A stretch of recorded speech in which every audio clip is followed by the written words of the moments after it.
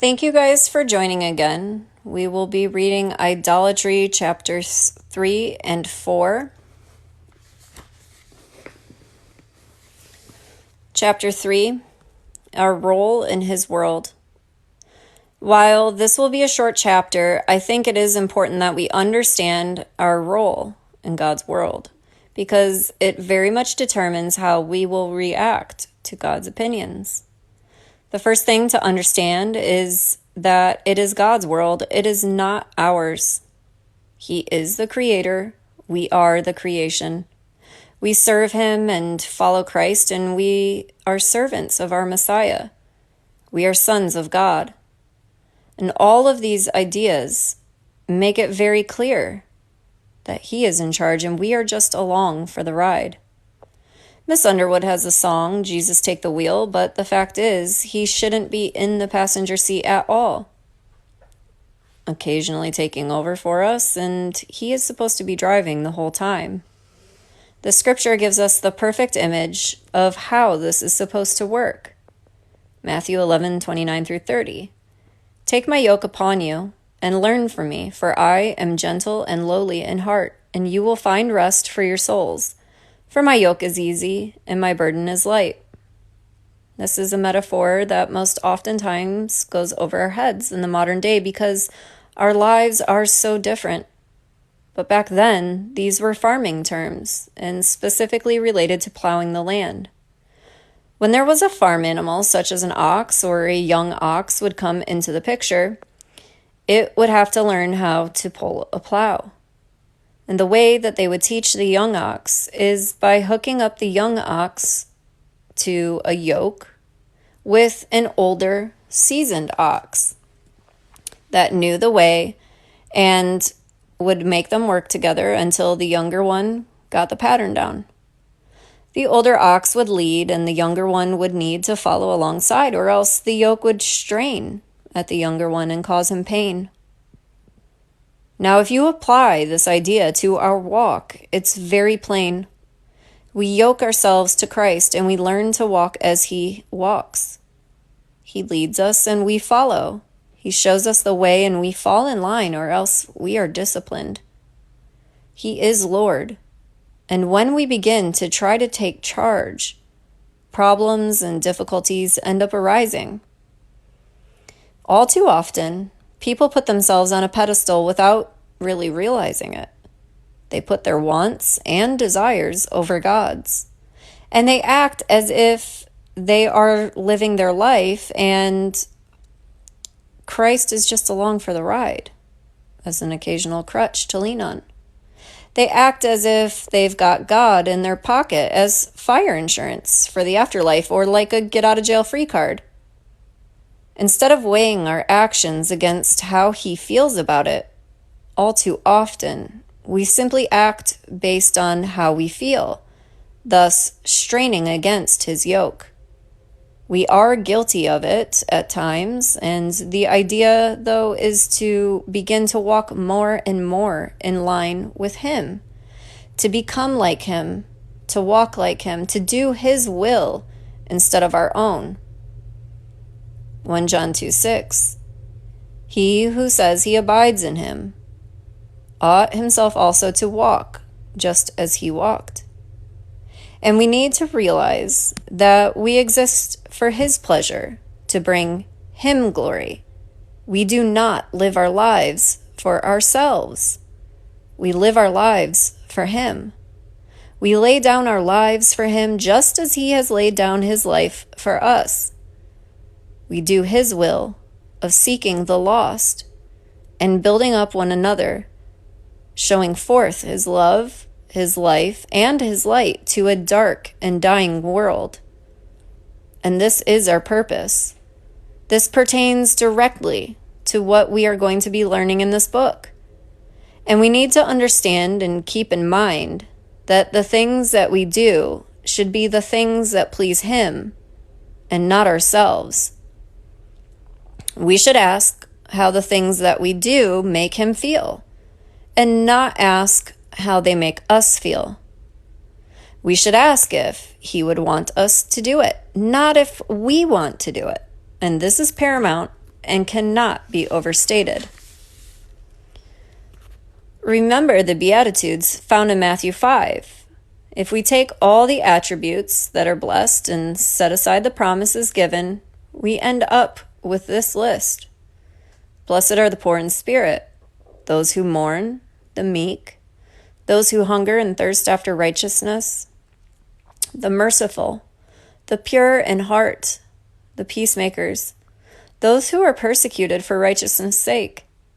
These are the attributes that Christ wants us to have. We should be meek and merciful, gentle and humble, loving and pure, that we should hunger for righteousness. We should want to be pleasing to him, and we should want to be pure for him. 1 John 3:2-3. Beloved, now we are the children of God, and it has not yet been revealed what we should be. But we know that when he is revealed, we should be like him, for we shall see him as he is. And everyone who has this hope in him purifies himself just as he is pure. James 1:27. Pure and undefiled religion before God and the Father is this: to visit orphans and widows in their trouble, and to keep oneself unspotted from the world. Therefore, gird up the loins of your mind. Be sober. 1 Peter 1:13-16. Gird up the loins of your mind and be sober, and rest your hope fully upon the grace that is to be brought to you at the revelation of Jesus Christ. As obedient children, not conforming yourselves to the former lusts, as in your ignorance, but as he who called you is holy, you also be holy in all of your conduct, because it is written, "Be holy, for I am holy." We are called to be holy. The word holy simply means set apart.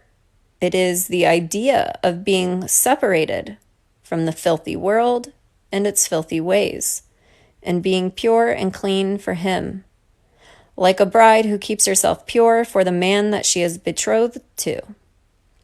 No bride sees her wedding day approaching and really just lets herself go, not caring if she puts on extra pounds or ends up with extra pimples, blemishes, or scars. And sorry, this is superficial.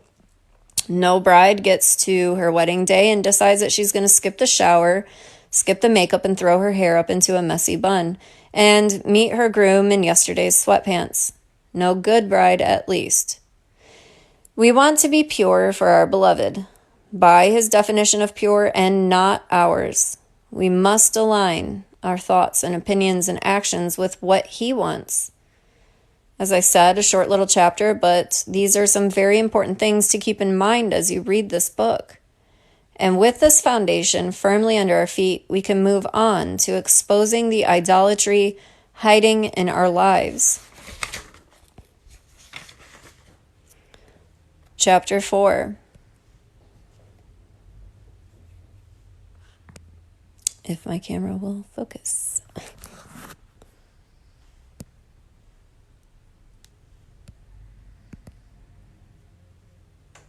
Awesome.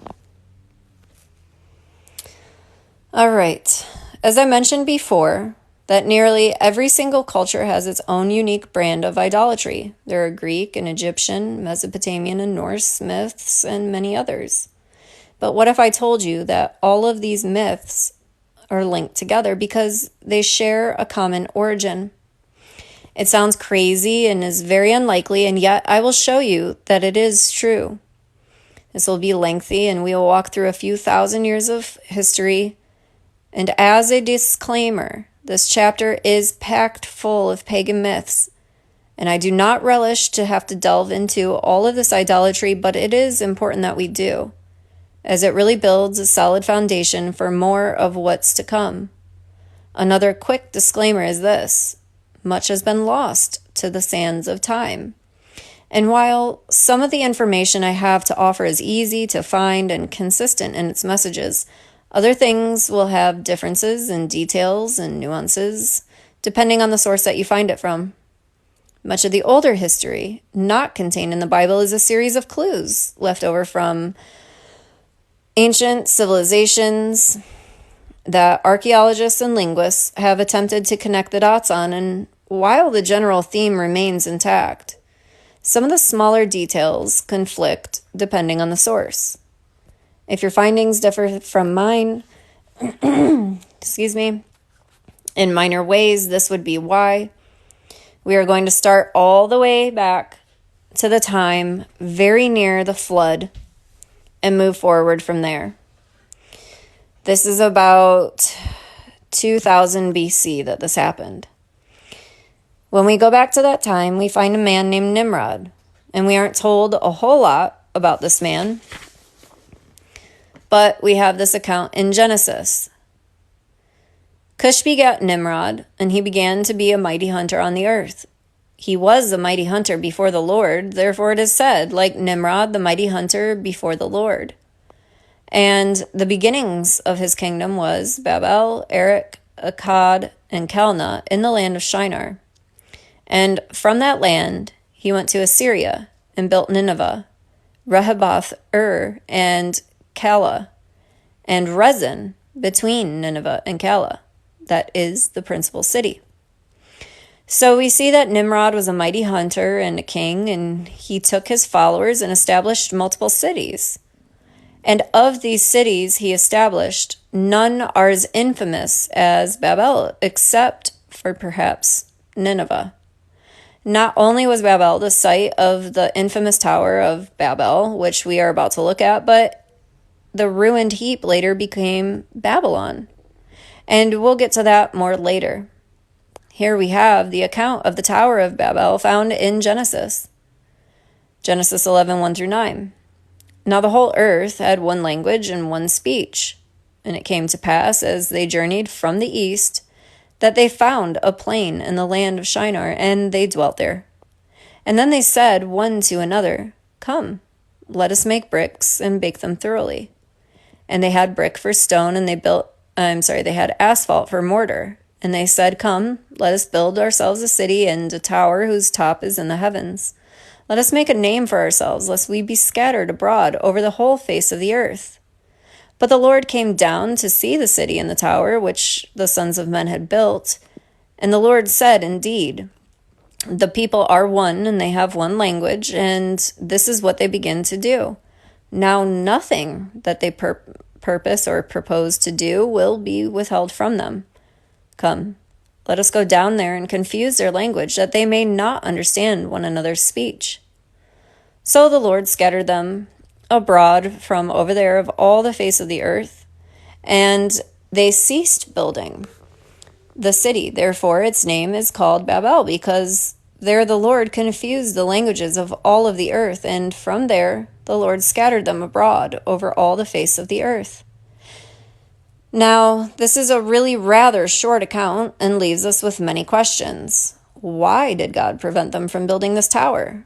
Does God really just hate towers? And why was it so wrong that they didn't want to be scattered over the whole earth?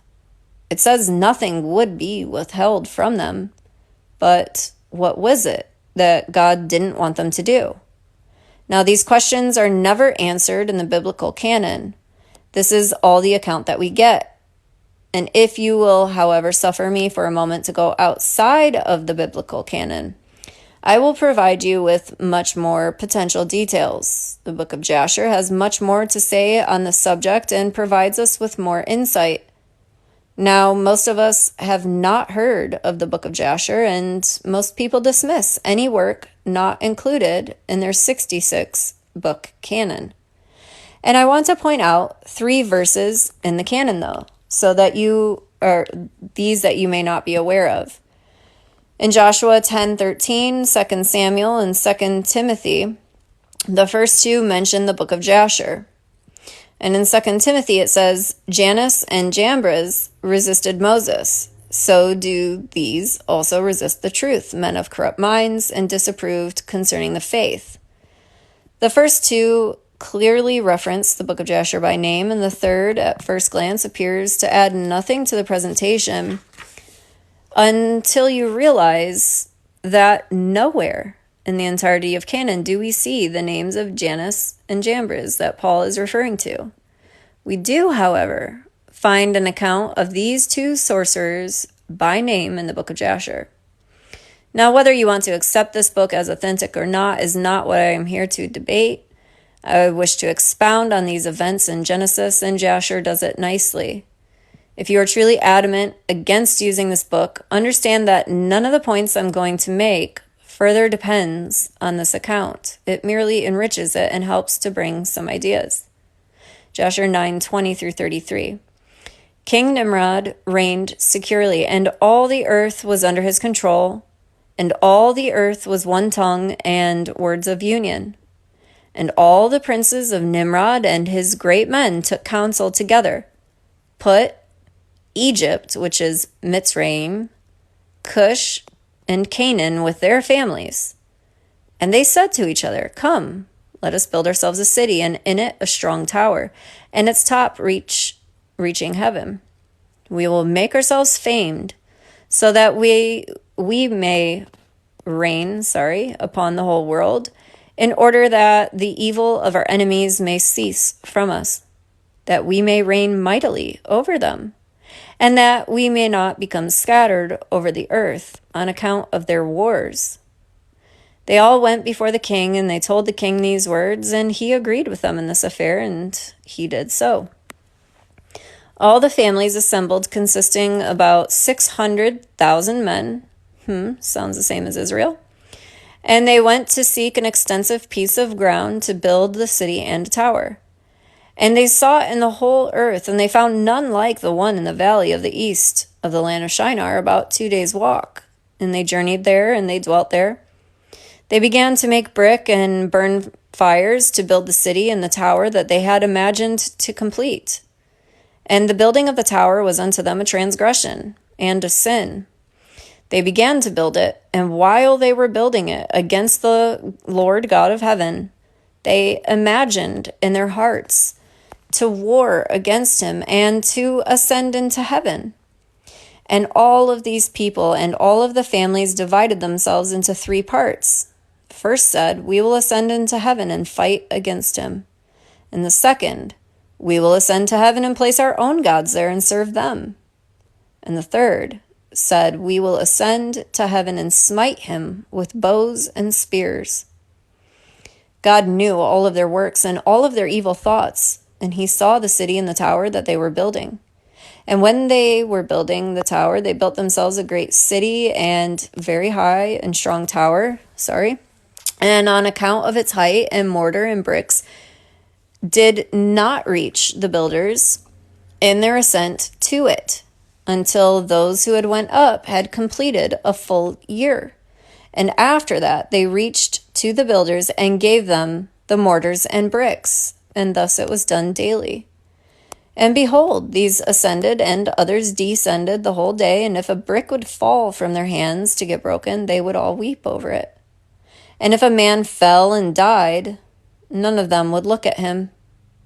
And God knew their thoughts, and it came to pass that when they were building, they cast arrows towards the heaven, and all the arrows fell upon them, filled with blood. And when they saw them, they said to each other, "Surely we have slain all those that are in heaven." For this was from God in order to cause them to err, and in order to destroy them from off of the face of the ground. And they built the tower in the city, and they did this thing daily until many days and years were elapsed.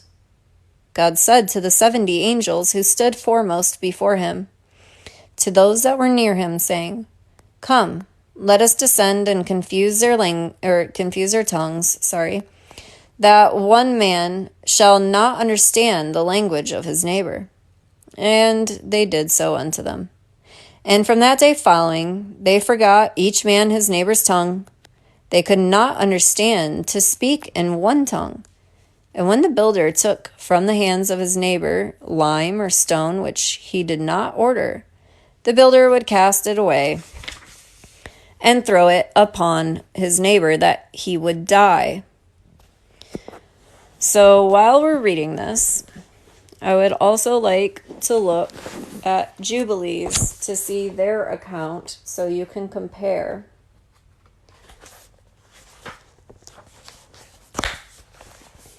And my binding broke.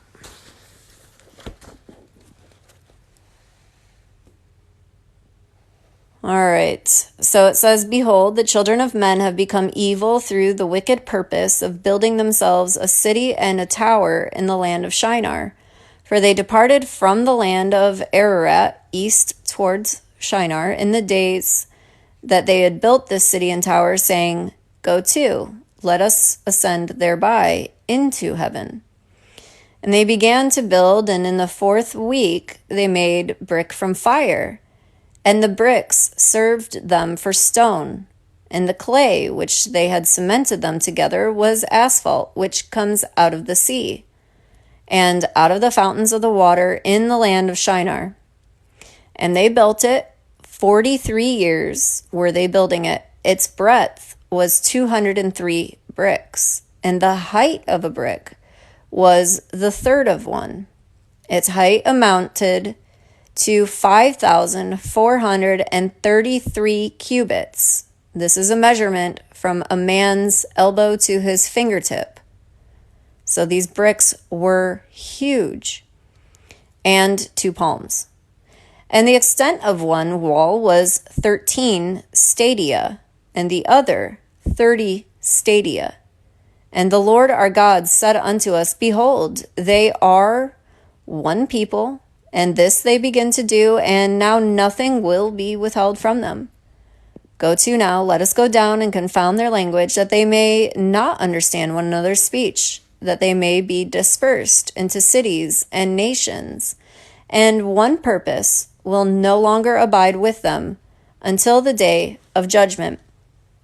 And the Lord descended, and we descended with him to see the city," this is angels speaking, "to see the city and the tower which the children of men had built. And he confounded their language, and they no longer understood one another's speech, but they ceased to build the city and the tower. For this reason, the whole land of Shinar is called Babel, because the Lord did there confound the language of the children of men, and from there they were dispersed into their cities, each according to his language and nation. The Lord sent a mighty wind upon the against the tower, and it overthrew it upon the earth. Behold, it was between Ashur and Babylon in the land of Shinar, and they called its name Overthrow. And in the 4th week, in the 1st year of the beginning thereof, in the 34th Jubilee, they were dispersed from the land of Shinar." No other accounts of anything that we have found in the book of Jasher. The book of Jubilees lines up much better to Scripture. So it was a longer passage than the account found in Genesis, and offers us a bit more insight to why God would be upset with the building of this tower. According to this account, they wanted to build the tower up to heaven to fight against God, to set up their own gods. Now, it is important to note that their kings at this time and thereafter were quite often to be considered gods, and an example is found here, Acts 12:21. "So on a set day, Herod, arrayed in royal apparel, sat on his throne and gave oration to them. The people kept shouting, 'The voice of God and not of a man.'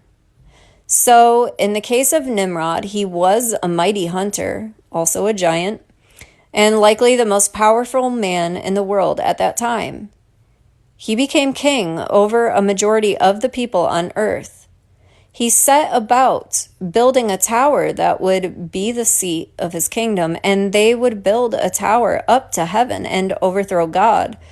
But God intervened and scattered their languages, thus destroying their ability to work together.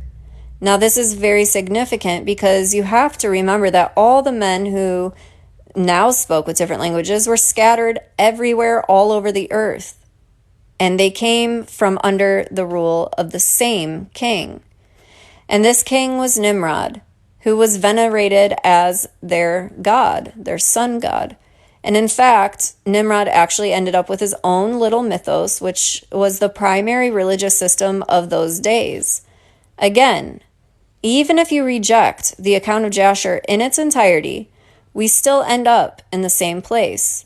The people were scattered, and they spoke with different languages, but they all had over them at one time the same king or king god named Nimrod. So let's examine the myths around Nimrod. Nimrod was a mighty hunter who became king over many thousands, and he took himself a wife named Semiramis. Nimrod and Semiramis ruled over the people as king and queen. And one day, while out hunting, Nimrod was killed by a great beast. Upon his death, he ascended into the sky and became the god of the sun. Semiramis mourned the loss of her husband, and doubly so because she had no children and no heir to the throne. So Nimrod, being the god of the sun, decided to intervene, and he impregnated his wife Semiramis by ray of the sunlight. Months later, she gave birth to Tammuz, who grew up and became a mighty man like his father. And Tammuz was considered the rebirth of his father Nimrod, and he took his mother Semiramis as his wife when he was of age, and Tammuz ruled over the people with Semiramis as his father had done. And years passed, however, and eventually Semiramis died. But when she went up to be with Nimrod, her first husband, he sent her back down because it was not yet her time to die. She came back down to earth in an egg, which represents fertility and new birth. And the egg landed in the Euphrates River and burst open. Out of the egg came Semiramis, who came out in the form of a rabbit, again symbolizing fertility, who then turned back into a woman. Some years after that, Tammuz, like his father, was killed by a wild boar while hunting, and Semiramis mourned his death for 40 days, at which point Tammuz was deified as a rising sun. Sometime later, Semiramis finally dies herself once again and was deified as well. Tammuz was the sun like his father. Semiramis was the moon and the stars. Now Tammuz was the rising sun in the east, and Nimrod was the setting sun in the west. Nimrod represented the sun waning and dying over the horizon, and Tammuz represents the sun being reborn and rising out of the ashes of his father in the east. Semiramis represented the moon and the stars, a counterpart to the sun, and the female presence to balance the male presence, the gods of the day and the goddess of the night. Now this little mythos of Nimrod, Semiramis, and Tammuz became the basis by which many people were ensnared into idolatry. This was the one of the first instances that we see of the worship of the sun, moon, and stars. The Bible actually directly mentions this exact form of idolatry. As it would appear, even Israel got swept up in it. Ezekiel 8, and he said to me, "Turn again, and you will see greater abominations that they are doing." So he brought me to the door of the north gate of the Lord's house, and to my dismay, the women were sitting there, weeping for Tammuz. And then he said to me, "Have you seen this, O son of man? Turn again, and you will see a greater abominations than these."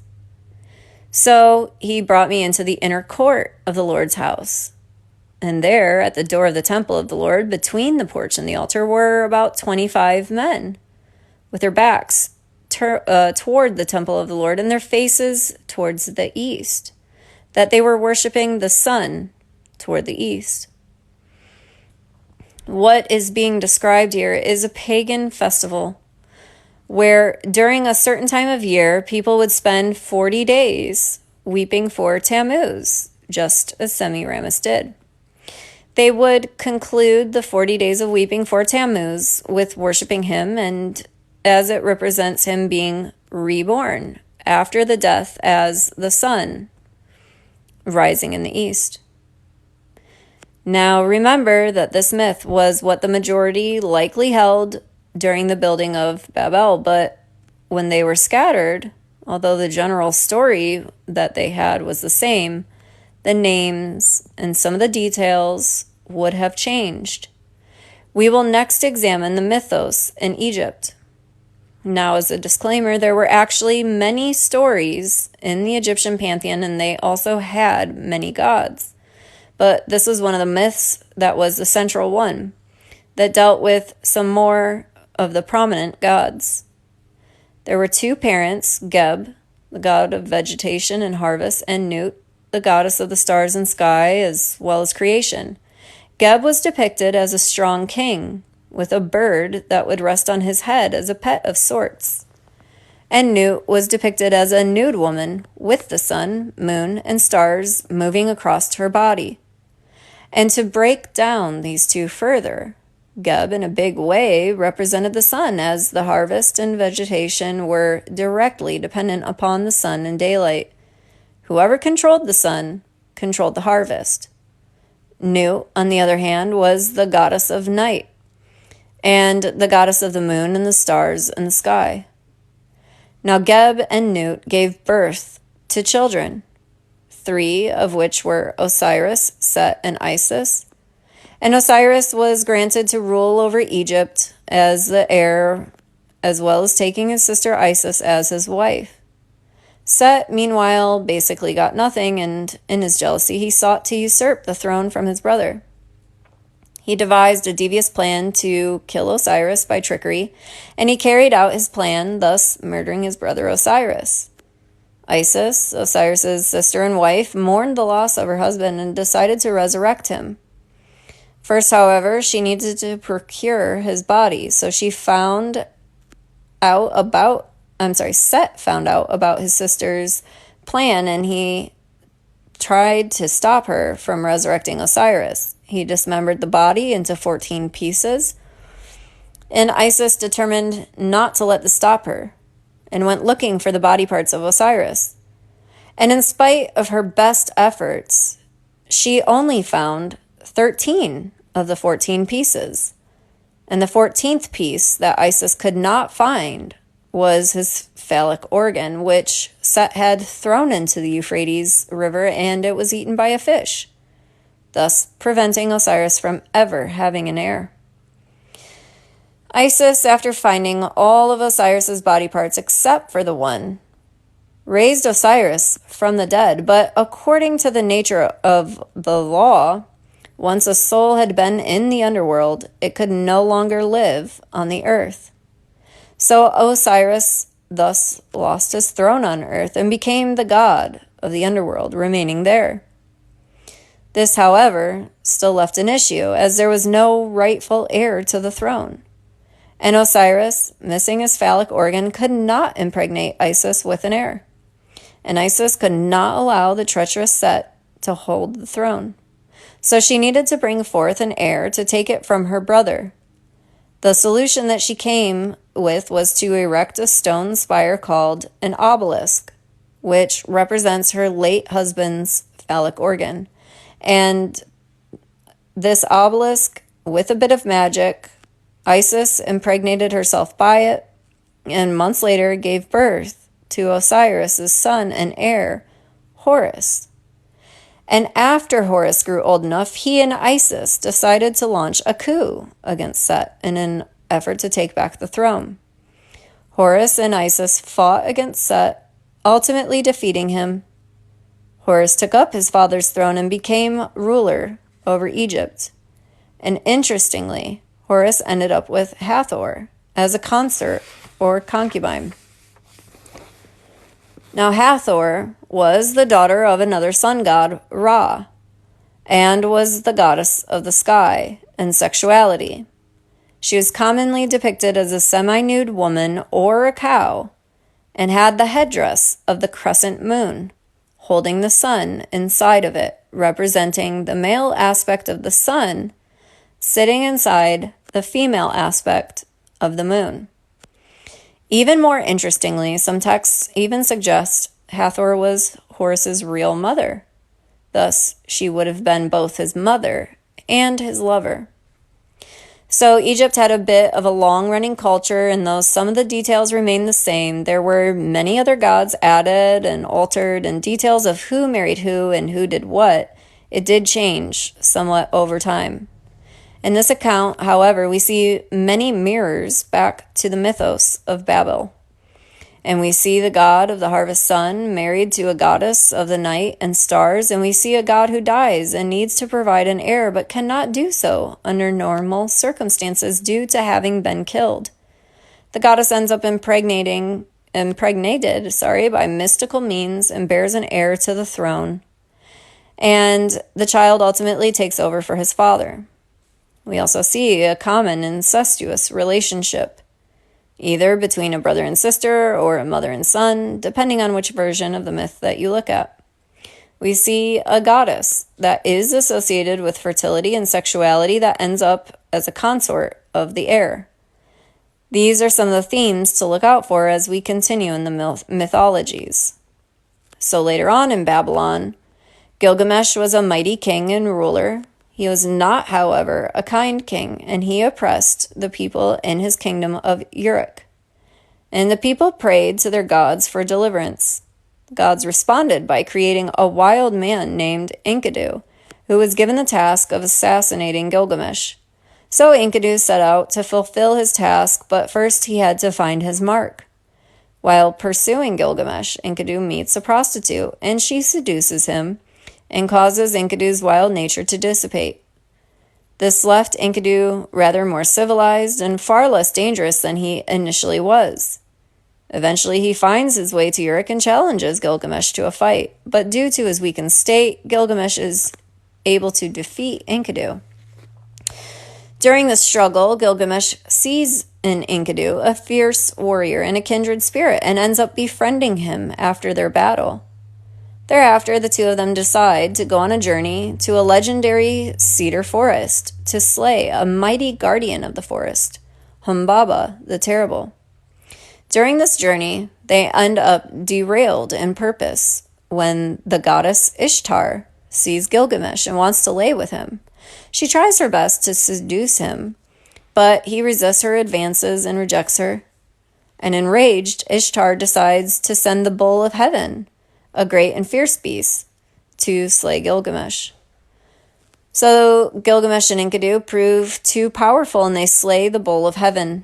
And in so doing, the pair enrages the rest of the gods, who are sorely displeased at Enkidu, whom they had sent to stop Gilgamesh. And instead, he has joined with him, and together killed the sacred bull of heaven. In retaliation, the gods slay Enkidu, leaving Gilgamesh alone. Gilgamesh, sorely grieved by the death of his friend, and comes to realize his own mortality, decides to journey across the world, searching for the secret to eternal life. Now, this myth is really different from the others, but the elements are actually present. Gilgamesh is a mighty hunter and king, mirroring Nimrod. We see a sexually charged goddess who wants to seduce Nimrod to be with him, just as Semiramis was with Nimrod. I'm assuming this is an error.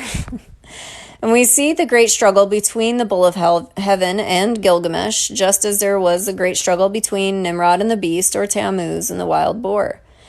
And Ishtar, it should be noted, is most often depicted as a nude or partially nude woman with large breasts and wide hips, representing fertility, and wings representing ruling over the sky. And in many depictions, she is seen holding two circular objects in her right and left hand, which could represent the symbol of the rising and setting sun. Now, while the details differ, many similar elements are present. In the land of Canaan. Next, we have the story of Baal. Yes, the same Baal that we see the children of Israel falling to over and over again in the Old Testament. Now, this myth has very little verifiable evidence, but there are enough fragments of writings that we can kind of piece together the story. This myth was easily the most difficult to find information on. But thanks to research papers done by Trudy Tannen, I was able to find this information. There was a god named El who was chief over all the other gods, and I want to quickly mention that the name El was actually the Hebrew word that meant deity or god. It is not a proper noun as the name for God, but merely the impersonal noun that just means God. Anyways, El had a wife named Asherah, who was the goddess of war as well as love and fertility. She is often depicted as a nude woman with large breasts, once and again hearkening to fertility. Asherah and El had many children, one of which was Baal. Baal was the god of weather, harvest, and agriculture, and was depicted as a half-man, half-bull. Now, Baal was exceptionally strong and eventually grew strong enough to attack his father El. So Baal overthrew his father and seized El's throne for himself. Not only did Baal take his father's throne, he also took his wife Asherah, his mother, as his wife. Beyond Asherah, Baal also took his sister Anath, who was depicted as a young virgin, some sources say as a wife, and others just as a helper loyal to him. El was not happy about the turn of events, so he joined forces with another one of his sons, Yam, and together they attempted to overthrow Baal and restore El to the throne. Yam transformed himself into a giant sea dragon and fought against Baal, and things did not go well, however. Baal defeated them both.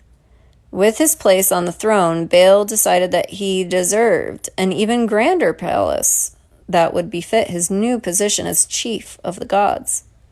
And Baal sent Asherah to El to request the building of his newer, grander palace, so El agreed. The palace was built, and Baal took the seat on his new throne. After the completion, Mot, another brother of Baal and the god of the underworld, requested that Baal come and visit him in the underworld, so Baal agreed to journey to meet his brother. And on the way, Baal encountered a cow who apparently attracted the part of Baal that was a bull. He impregnated this cow.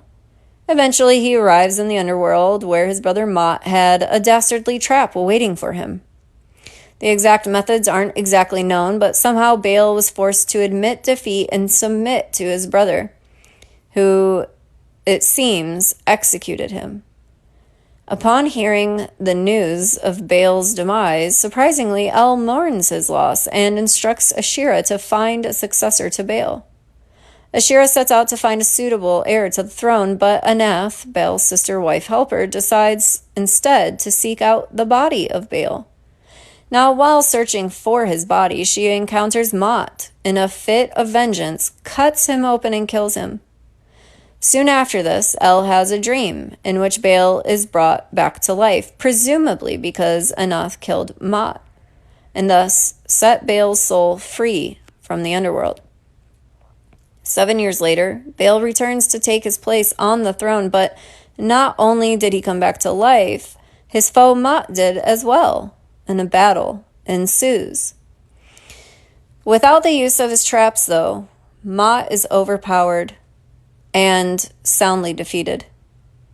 Baal then retakes his place on the throne, becoming chief of the gods. So many of the elements of the story mirror Nimrod once again. The fertility goddess gives birth to a god of weather and agriculture pertaining to the sun. The sun takes his mother as a wife. When his father is struck down, the sun god dies, but ends up ascending to become chief of the gods. And the imagery of the bare-breasted fertility goddess is present. The imagery of the bull is present, generally speaking. Things look rather similar. Again and again, we see some differences between the myths, but many striking similarities. I also want to mention Dagon. That was another god that was held in the same area at the same time. And it seems that Dagon was basically another name for Baal, as Dagon was the god of grain and harvest, and much of the myths surrounding him is the same as the story of Baal. Dagon was indeed half man and half fish, as opposed to half man, half bull, but was again associated with harvest and weather and fertility. And I want to point out a few other religions and myths that have some common themes. First is Mithra, who was the god of light and the sun, closely associated with the Greek god Helios and Sol Invictus, a Roman god of the sun. Mithra was alleged to have been born out of the earth itself and rode around on a cosmic bull. Through some event, Mithra ended up killing the cosmic bull, and its blood overflowed onto the earth, making the earth fertile and causing the plants and agriculture to bloom. A deity representing the sun and associated with the harvest fights against a mighty beast, killing it. Mithra was married to Anahita, a goddess of fertility, water, and springtime. Anahita is depicted as semi-nude, beautiful woman with large breasts, wings, and a crown atop her head. Next, we have Zoroaster. Zoroaster does not have a full mythos really attributed to him. He mirrors more of what the Buddhism or Islam has in the form of a primary prophet. Essentially, Zoroaster received divine visions that enlightened him and led him to become a prophet and a teacher. What is interesting to note is that in the original etymology, Zoro translates to the son of, and Aster, well, you can likely guess that one, is Ashera, or Astereth, or Anath. The prophet's name was literally the son of Aster. Next, we find Islam, in which we find some striking imagery. Modern Islam tries to bury it, but the origins of Islam actually arise out of an older Arabian religion. Allegedly, Allah, the chief god, had 3 daughters named Alat, Manat, and Al-Uzza. These sisters were the goddesses of fate, fortune, time, and destiny.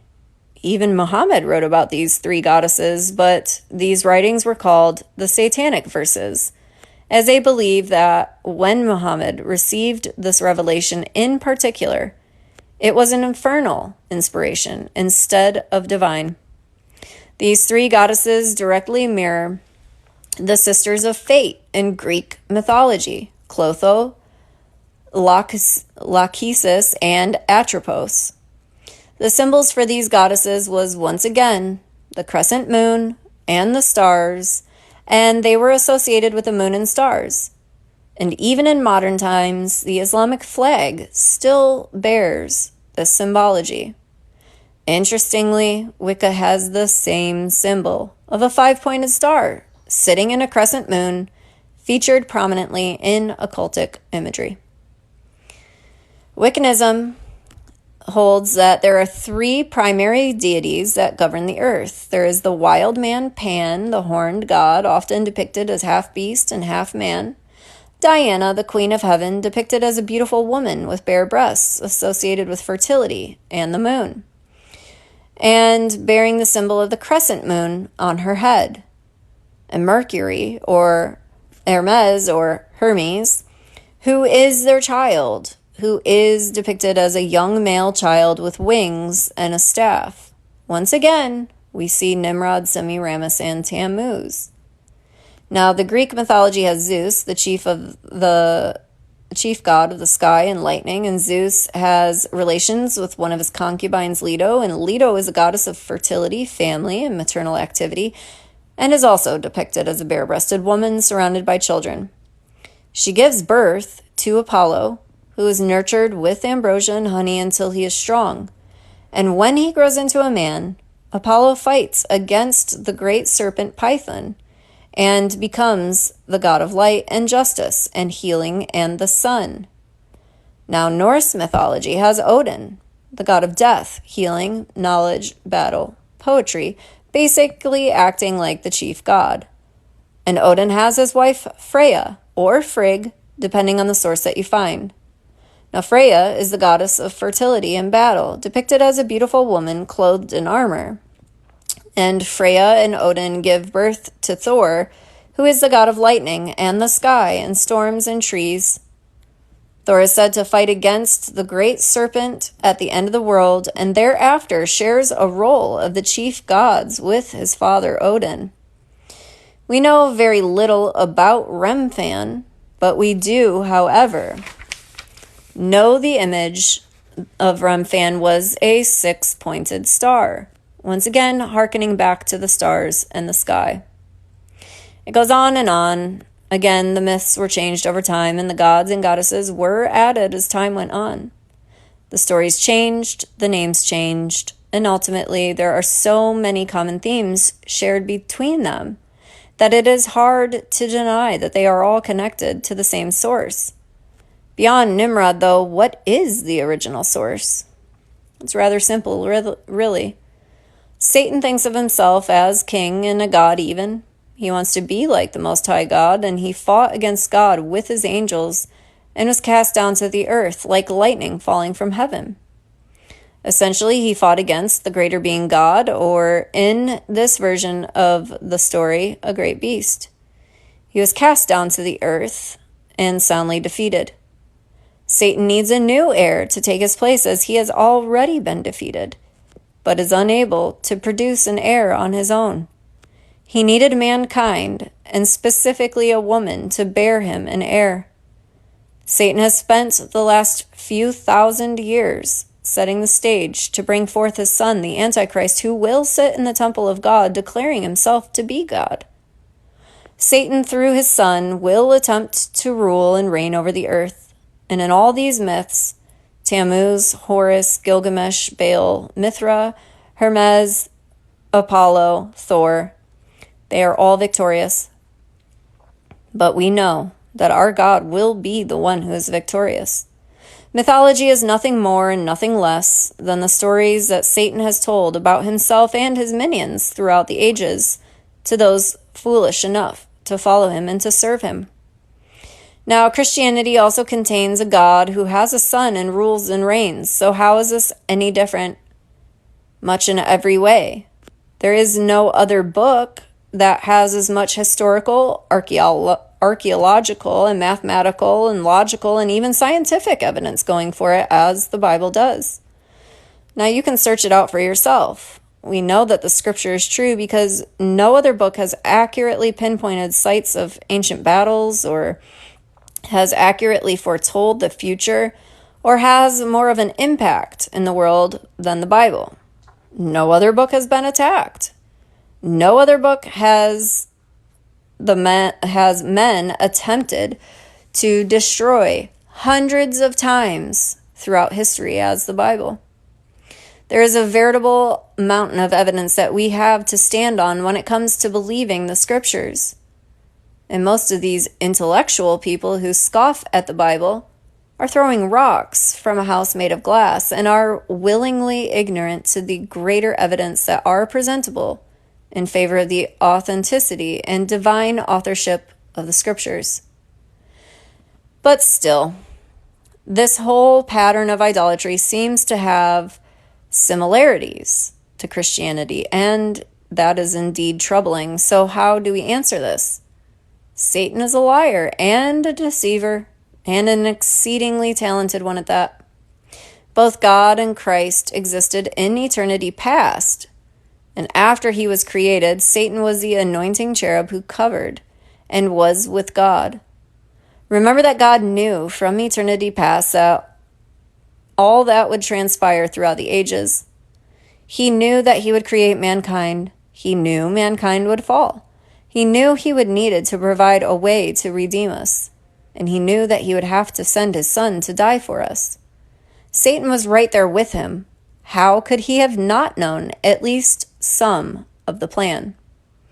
And after his fall, when Satan had caused Adam and Eve to fall, God prophesied that he would bruise the heel of the woman's seed, Christ, but that Christ would bruise his head. So Satan knew his plan all along, and that is why Satan has tried so hard to have Christ put to death through Herod. That's why Satan tried to tempt Jesus at the outset of his ministry, because he knew that if he could cause him to sin, the plan would be ruined and he would win. Satan knew he was doomed from the beginning, and not only did he do his best to prevent Christ from coming, he also created multiple fake Christs throughout the ages, an effort to ensnare, deceive, and destroy mankind, to try to once again be like the Most High. Tammuz, Baal, Thor, these and the others are nothing more and nothing less than images of the Antichrist, who Satan intends to bring forth as his final attempt to be worshipped as God. And we know the Antichrist will gather the nations of the world against Christ at the Battle of Armageddon. Satan intends to fight this one last time, just as Baal fought Mot, or Horus fought Set, or any of the other myths. And as I said, though, things will not go his way. I wanted to make a quick but important mention of something pertaining to the Antichrist.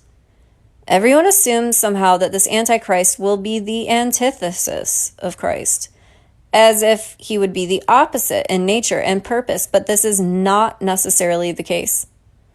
The term Antichrist can, of course, mean opposed to Christ, but it also means in place of Christ. The Antichrist will very much be opposed to the true Messiah, but he will come as a deceiver, trying to convince the world that he is the true Christ. This is why Jesus gave us warning in Matthew regarding these things. He strictly warns us, if someone says, "Look, here is the Christ," or "There," do not believe them. He gave this warning because he knew many would be fooled into following this impostor Christ. The false Christ will deceive, if possible, even the elect. Now, sadly, Israel actually fell to these Antichrist gods over and over, and God gave them many warnings, such as this in Deuteronomy 4:15. "Take careful heed to yourself, for you saw no form when the Lord spoke to you at Horeb out of the midst of the fire, lest you act corruptly and make for yourselves a carved image in the form of any figure, the likeness of male or female, the likeness of any animal that is in the earth or any winged bird that flies in the air, the likeness of anything that creeps on the ground, or the likeness of any fish that is in the water beneath the earth. Take heed, lest you lift up your eyes to heaven when you see the sun, moon, and stars, all the hosts of heaven, that you feel driven to worship and serve them, which the Lord your God has given to all the people under the whole heaven as a heritage." But they still fell over and over again. Then the children of Israel did evil in the sight of the Lord and served the Baals. They forsook the Lord God and their fathers who had brought them out of the land of Egypt, and they followed other gods from among the gods of the people who were all around them. And they bowed down to them, and they provoked the Lord to anger. And they forsook the Lord and served Baal and the Ashtoreths. And the anger of the Lord was hot kindled against Israel. 2 Kings. And the king commanded Hilkiah the high priest, the priest of the second order, and the doorkeepers to bring out of the temple of the Lord all the articles that were made for Baal and Asherah, and for all the hosts of heaven. And he burned them outside of Jerusalem in the fields of Kidron, and carried their ashes to Bethel. Acts 7. Then God turned and gave them up to the worship of the hosts of heaven, as it is written in the book of the prophets. Did you offer me slaughtered animals and sacrifices during the 40 years in the wilderness, O house of Israel? You also took up the tabernacle of Moloch and the star of your god, Remphan, images which you have made to worship, and I will carry you away beyond Babylon. Now, this all seems rather far removed from our lives today, correct? Well, yes and no. We really don't see Christians turning away from God and worshiping the sun, moon, or stars, right? Well, that's where you'd be wrong. The sad truth is that idolatry has infiltrated the church today in a major way. The vast majority of people do not even realize it.